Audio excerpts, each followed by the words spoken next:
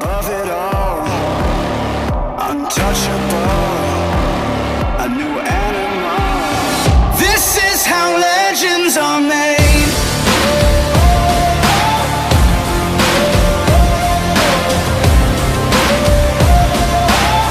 This is how legends are made.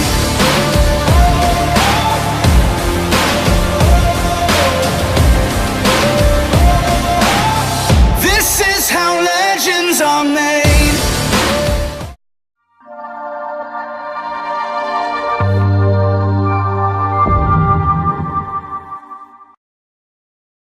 Hey guys, what's going on? Welcome to another week of LSH Live, where we help you guys understand the mechanics of your horse, the ideas and theories behind horse training, and how we can communicate more effectively with our horse. Because this is really what this is about, is communicating with your horse and understanding the conversation that's going on whenever you handle it. So it's trying to get you confident in what you're doing in teaching the horse, and then your horse to where it's a good listener and a good student. Because if you have those two things, where your horse knows you're in charge and it's a good student and you're a good teacher, then you guys are headed towards success the whole way through this training process.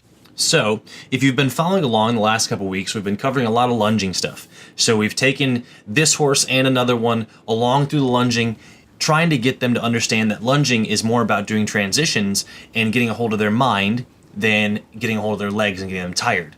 So I don't need him to be physically tired at any point through this whole deal. And I think working these young horses, especially, like this one's only 3, working these young horses, I'm not looking to wear him down. I'm not looking to physically exhaust him. That to me is not where horse training happens.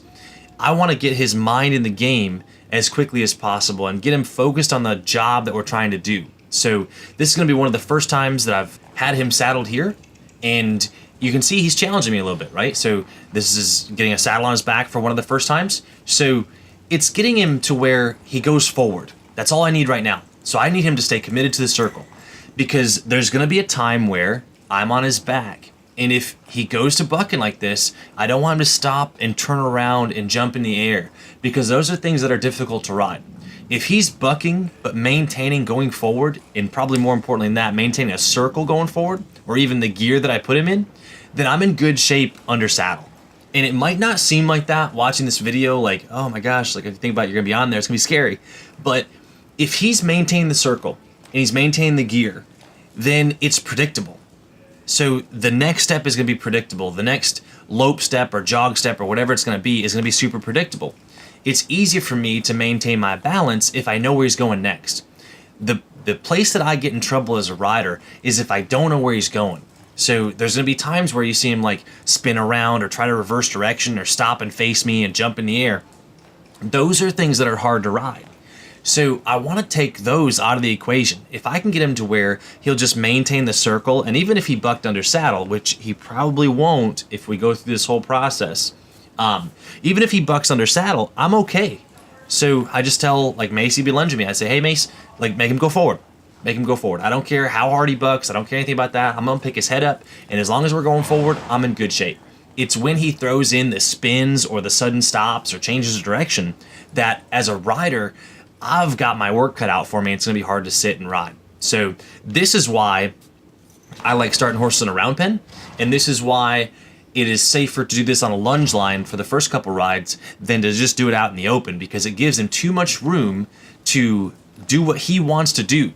And when he does what he wants to do, I'm operating from behind, right? So I'm reacting to him rather than riding him forward. So I want to ride ahead of my horse. So when I ride him, I'm always going to be 3 steps ahead. If I know what those 3 steps are going to be, then I can stay in the driver's seat the whole way through. When you get in trouble as a rider is when you're reacting to him. I want him to be reacting to my inputs. Remember, we're trying to establish a teacher-student relationship here.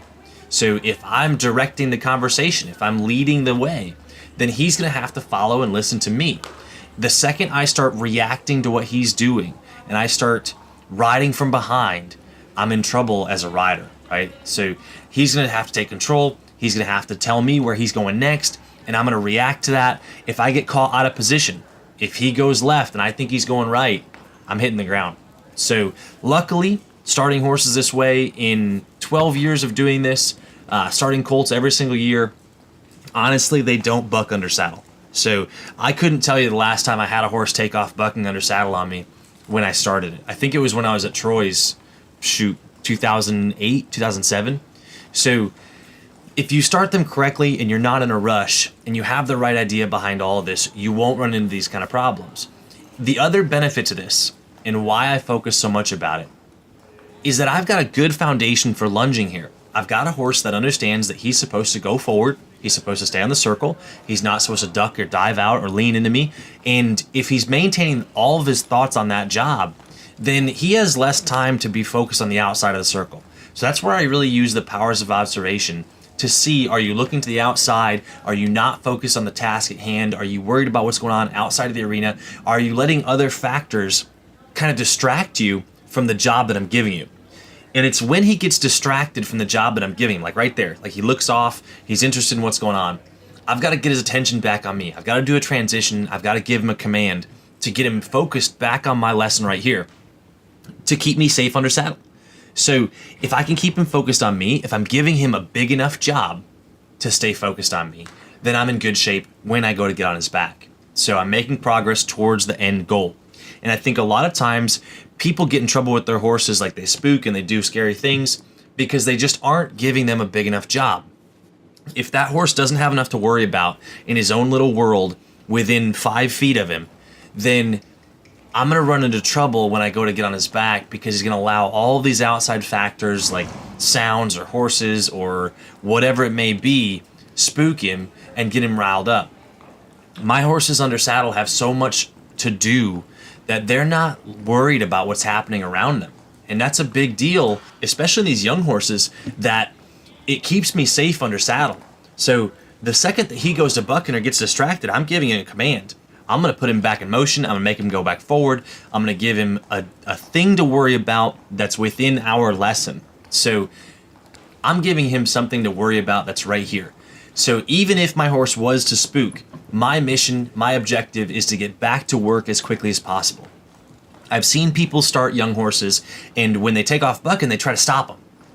And all that does to me is it tells that horse, if you buck, you can stop and stand here. I want to tell this horse, you can buck, you can do whatever you want. It's not going to get you out of work. It's not going to change the course of this lesson at all. You can talk back, you can do whatever you want. I'm focused only on what I want to get here. So when you approach it like that, it keeps you in the driver's seat, it keeps you in the trainer's seat, the teacher's seat, the whole way through. And there's a lot of people that when they work with their young horse especially, they revert to debating with their horse and having a discussion with their horse rather than a conversation. So I'm not looking for this horse to talk to me and give me all these extra inputs where if I ask him to take a transition, he slings his head or he shakes or he takes off bucking in the case of this video. I'm going to ignore all of that. My mission in this first 10 handlings is to get this horse to where he just does all the commands, does all the gears, does all the gaits that I ask him to do without any extra. So I think of all the head shake or the ear pin or the head up like that, all of those things as extra that he's throwing in to our conversation. So it's not lope off and toss your head or lope off under saddle and buck, or the first time you get the tires on, kick out at the tires and buck at them. I'm going to ignore all of that stuff. And we're going to do another transition. And I know that my horse is safe to get on and ready to continue when he doesn't throw in the extra stuff. So that's why we do so many transitions. It's so important to me that there's no extra in there. I ask for a transition, he gives me a transition, I tell him good boy, that's how it's supposed to go. If I ask for a transition and he tucks his butt, and like right here, he doesn't do the transition I'm looking to do, then I've got to go back and I got to do more of them. I got to refine that cue. So he's loping off here on his own. That's not what I'm looking for. I got to keep refining this. I got to keep addressing this issue and presenting him with this more often. So you see, I have a lot of wanting to turn around. I got a lot of wanting to be confused in this horse. I have work to do before he's ever ready to get on his back. So this is my gauge of how ready are you, right? So you see me step into him. He tries to take space away from me. We're still not in sync with each other. He doesn't know that I'm the biggest deal here. So I want him to be most worried about my safety. And if you think about horses in a pasture, horses in a herd, or even if you've seen deer, the head deer will look and pick its head up, and if it flags its tail, the other ones know to run. So in my horse, I want him to look to me when he's scared. If I flag my tail and I take off running, he should take off running, right? So as the leader, he's going to look to me for guidance. If I look scared, if I look terrified, he should be scared. He should get the heck out of Dodge. But as a professional, as a horse trainer, it's my job to always remain calm. So you see, as he goes to do things, as he goes to make mistakes here, you don't see me get fired up. You don't see me attack him. I just stay calm through the whole thing, and we just work through it, right? So it's my job as a professional to stay even keeled through this whole thing. If I get worked up, he should get worked up. So as a trainer, you kind of always want to be the opposite of your horse's attitude. If I have a horse that's way too laid back, I need to be worked up. And my workout is going to be fast, it's going to be high energy, it's going to be high effort, and I'm going to throw a lot of things at him to kind of create some excitement in my horse to where he's more manageable. If I have a horse that's the opposite end of the spectrum and they're super high alert, it's so important for me to be even keeled and low energy and just relaxed and slow my horse's thought process down. So as the professional, you're the one that's supposed to be able to mold your personality to help your horse be the best student. And that's all about trying to figure out the best teaching style that works for your horse, right? So it's no different than someone in school. Some people are hands-on learners, some people can be talked to, some people can see it and they're good to go. But as a teacher, as a professional, it's up to you to figure out what style is the most effective to get the point across. And that's going to be, I want my horse to be right in the middle. I want his attitude to be calm. I want him to be relaxed. I want him to stay just chill through this whole process and just look to me as the teacher. And that's going to be doing the opposite of my horse. So if there's one thing you take away from this video, I really want you to understand, do the opposite of your horse's mentality. If your horse is super high alert, you've got to be even more calm to balance that horse out. If your horse is super calm and you're trying to do a pattern or you're trying to do a horsemanship class or whatever it is, you're going to need a little bit of fire. You're going to need a little bit of energy, and it's going to have to come from you. So because you guys are dancing together, you guys are partners in this whole deal. When you go to the show pen, you're going to have to balance your horse's strengths and weaknesses out. If my horse is super laid back, and me personally, I'm super laid back too, it's not a good combination when it comes to trying to execute patterns with a lot of energy. So I have to step outside my comfort zone and be a little bit more aggressive, a little bit higher effort, higher energy to create some spark in my horse. So I work really well with horses like this that are a little bit edgy because I just stay even keeled through the whole thing. I don't let them rattle me. That's the mission of a good teacher, a good professional. They just let it roll off, right? I should have thicker skin than this horse. It's about not taking what he does personally. He's going to make mistakes. He's going to not do it right. And as the student, as the one that's learning this, I should expect those things. Instead, a lot of times with horse trainers, I see trainers get upset that their horse messed up. Every time your horse makes a mistake, it is a training opportunity. You have to be thankful that that horse messed up. Some of the fastest horses I've ever had get broke are the ones that make mistakes. If your horse goes through the training process and doesn't screw up and it doesn't ask questions and it doesn't ever just blow up, then you're going to have a hard time getting good releases, getting good timing to reward your horse because they just don't make mistakes. And it's a horse that's just kind of gutless, just kind of heartless. If they don't make mistakes, they just kind of take everything, you're going to have a heck of a time trying to teach them. I know it sounds weird, but those ones that just don't ever ask any questions, I don't think they make good show horses personally. So I tend to like my mares. I tend to like horses that'll tell me no a little bit more because I can say, here's why, good job, right? So the horses that'll tell me no, I think make the best show horses because they want to look to guidance, and we have that challenge to where I can get ahead of them, I can win, right? So it's about finding holes in your horse and then addressing those holes and rewarding your horse on the way through. So we always say that the best show horses have got a spark to them. They got some fire to them. So I love that this horse takes off bucking, right? I love that he's challenging me because he's going to be the most trusting student that I have once I get through to him. And that just takes time and effort and being relaxed and establishing myself as an even-keeled leader for him in his world.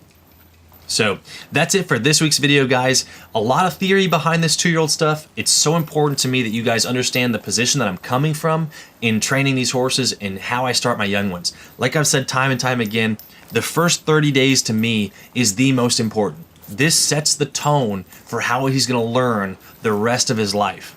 So if I'm aggressive here and he learns to not like his job and this isn't fun and this is going to be just getting beat up every time you come out here, he's not going to want to, and that will stick with him the rest of his life.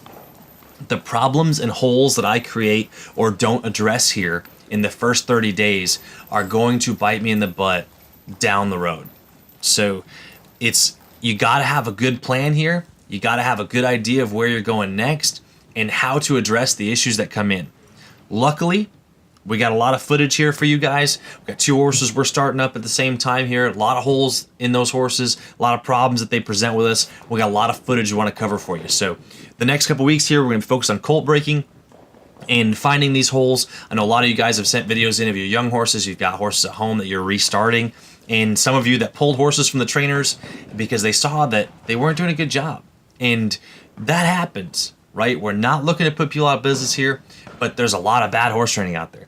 So thank you so much for tuning in today, guys. I hope you have a great time with your horses. I hope you stay warm. It's been so cold lately, and I hope these videos help.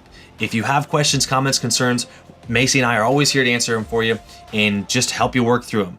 So don't be afraid to sign in the Discord, ask questions, send us a message on Facebook, email us, and if you want to get involved with the personal lessons every month, the video lessons that we've been doing, people have been having a great time with those, and I know we enjoy them. So I hope this helps you guys. Have a great week. I'll see you in the next video.